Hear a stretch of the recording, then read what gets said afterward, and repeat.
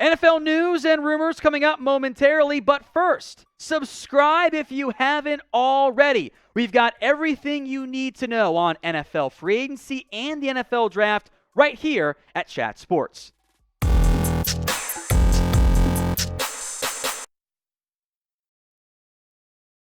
Tom Downey here for NFL Daily by Chat Sports. We got some quarterback rumors out there that, we got to get going with. Let's begin with Aaron Rodgers.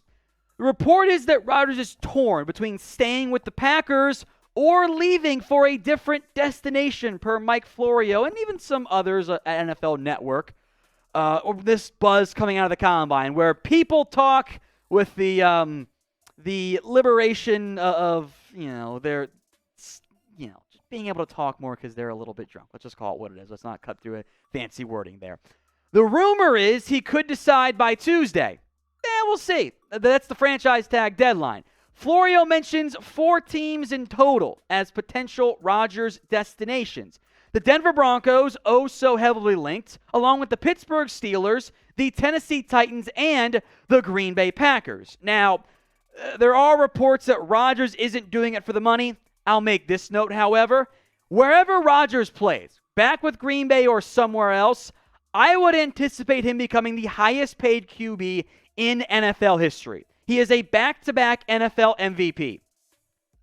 You probably give him like a 3-year, $50 million deal, make it 5 years with 2 void years tacked on, and go all in while he's still playing at that MVP level. The Rodgers decision is the number one story right now that everyone's waiting for in the NFL. And there are 3 options.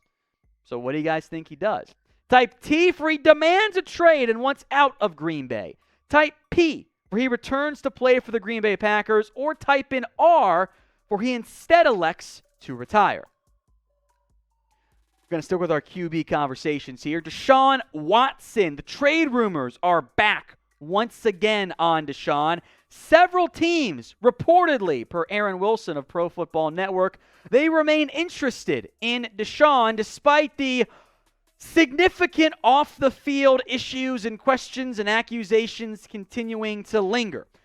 4 teams linked by Aaron Wilson.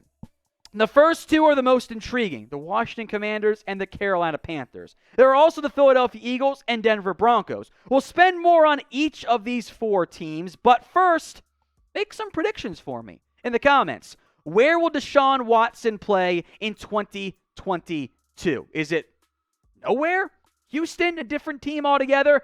This is the pinned comment on today's video. So if the ad break comes here on YouTube, take advantage of it. Head down there and make your predictions. We'll start bottom to top here. Denver, the report is that they've had interest in Watson for a while. They're a bit more interested, of course, in Aaron Rodgers at this point. Philadelphia last year, Howie Roseman did some due diligence and an investigator to Houston, but apparently Watson doesn't want to play in Philly because, beggars can be choosers apparently, which leaves Carolina and Washington the 2 most intrigued here. Now, there was the older ESPN report saying the Commanders called every team about their starting QB, which, okay, it's kind of a waste of time, but whatever. They do make sense for Deshaun Watson, and, Dan Snyder ain't scared. Maybe he should be, but whatever.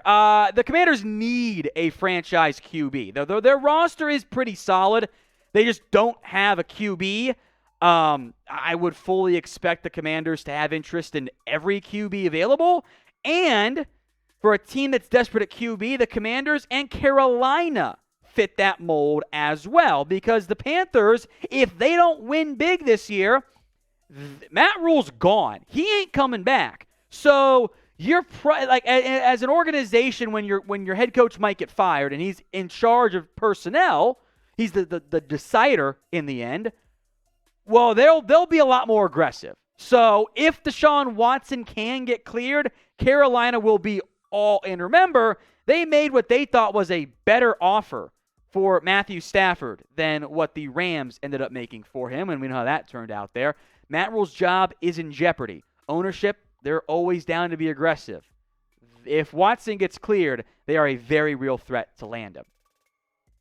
NFL Daily, now on Rumble. Good news, everyone. A little bit more not safe for work in terms of language we're able to use on that video platform. So help us dominate that platform just like we're owning YouTube as well. Go follow us at rumble.com/NFL Daily. I'll make sure that link is in the comment section and in the description.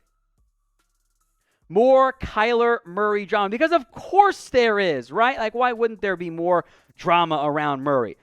The Cardinals, who I will make note, have now extended GM Steve Keim and head coach Cliff Kingsbury.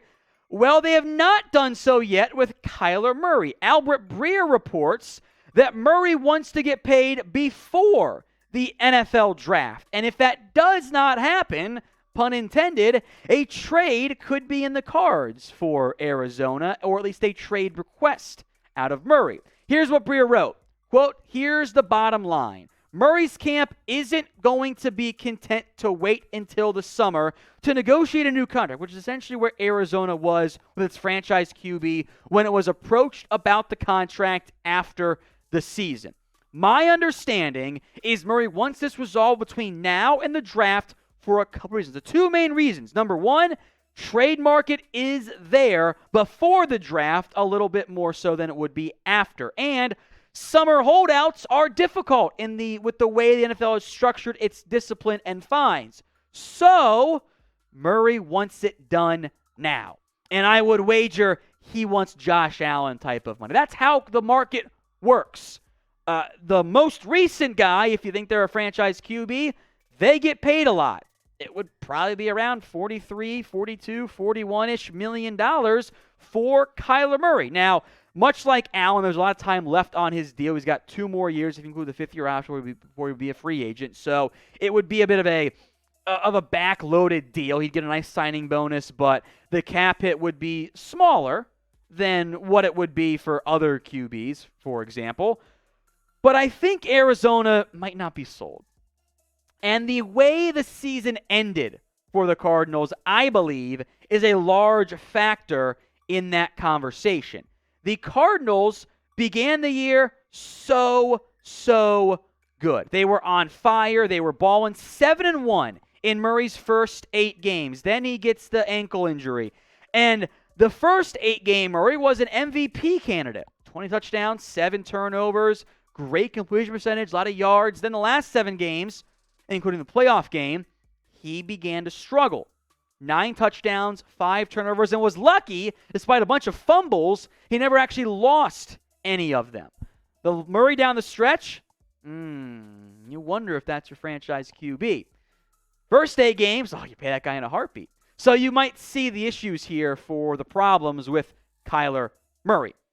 What to do with Murray is the number one question now for Arizona. What do you guys think? T for you'd trade him, P for you'd pay him right now and get that deal done, or W for you would elect to wait altogether.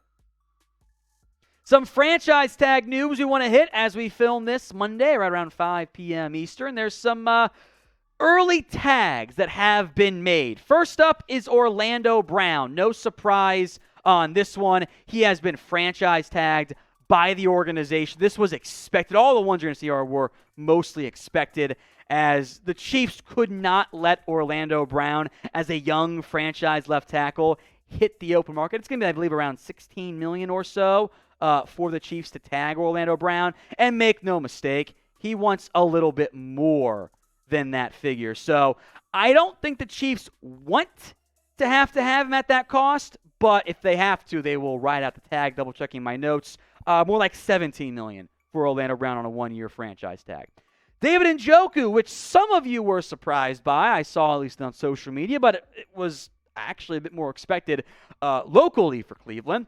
Njoku, in a small role, flashed a lot. And as a former first-round pick who outplayed Austin Hooper, he was going to command, I think, $11 million on the open market. I really do.